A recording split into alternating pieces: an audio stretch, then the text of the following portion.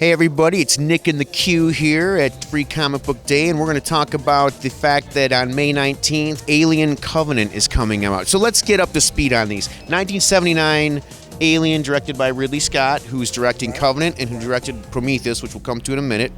1986, Aliens.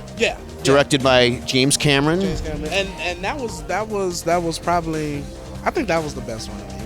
I agree. Then the worst one, Alien 3, which I hated because in the opening credits it completely negated Aliens. All that hard work in Aliens, undone in the opening credits of Part 3. Everybody's dead, and I didn't like it.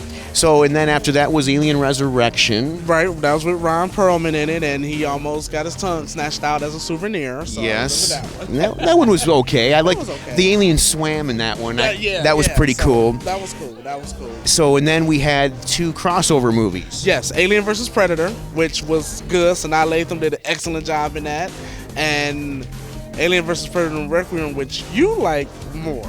Because it reminded me of a retro late 70s horror movie set in a small town. You had the cop, you had the locals having to deal with this ship that crashed. So I did like that one. Okay. And then after that was a very controversial entry with Ridley Scott returning to the helm. Right, for Prometheus. And Prometheus was, like you said, controversial. I think it was more because people just were so used to what Aliens was, and I don't think they were expecting an origin story, because I think they felt like they had already had that origin in the first one, and they just wanted a continuation of what Aliens should have been from back then. Yes, because this was a prequel to the original Alien by, I believe, around 70 years, and so we got to know a little bit about the creatures of the alien derelict craft from the original Alien, who are called the Engineers in Prometheus. So now the next one is Alien Covenant, and it is a sequel to Prometheus, but it's not very specific about how close of a sequel it is. Not how close, but they do show the ship from Prometheus. What's weird about it is they said someone was growing things. That means, someone survived and someone's eating and someone's there, so I'm really interested to see where they go with it. I want to see how they, at the end of the day, how they're going to connect it back to Ripley and what we know as Alien, as the culture of Alien that we know.